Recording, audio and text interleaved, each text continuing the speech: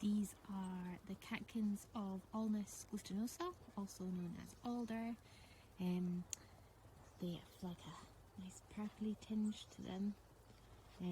You can usually find alder by rivers and streams.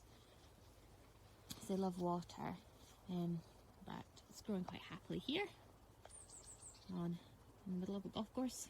There's also lots of the female catkins that stay on throughout the winter, so that's a good identifier too.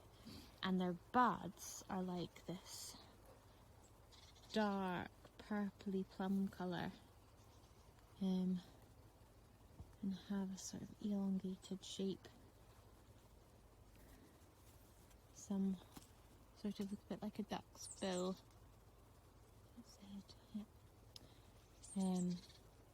Great tree to grow. They have nitrogen fixing roots.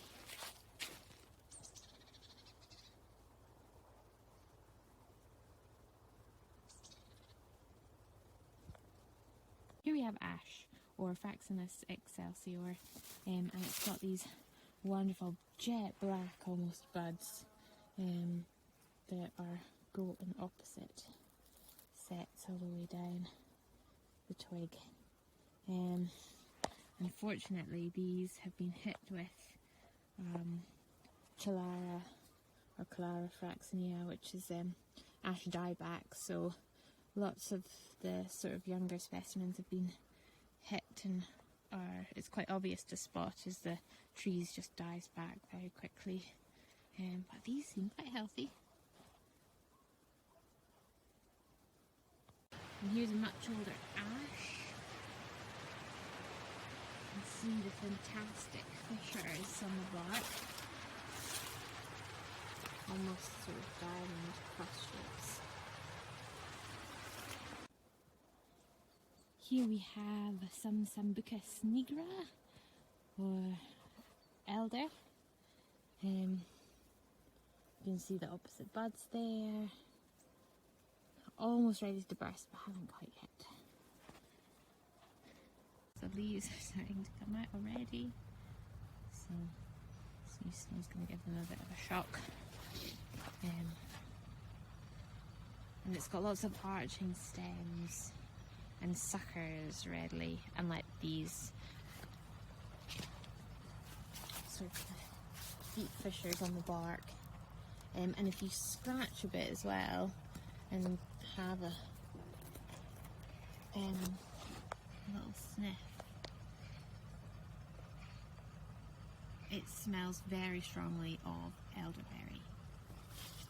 So that's another good giveaway. Here's another elder. I just wanted to show you how distinctive the buds are at this time. You're just very fat and ready to burst, and opposite, and also you can see all of the stems from the berries, from last year's berries. That beautiful evening. Here we have Hawthorn or Crataegus monogena. You can see the thorns just at the base of the bud here, my pinky is, and the buds are very small and have a sort of reddy tinge to them.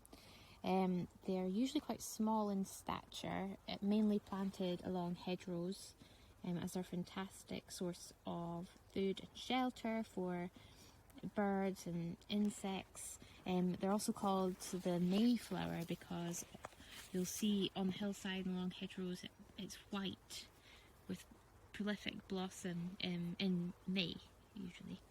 And this one is actually like a little tree.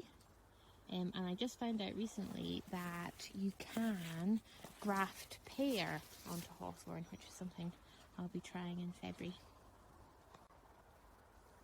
Here we have Corylus avellana or Hazel, and you can see all the very fine hairs all the way along the twig.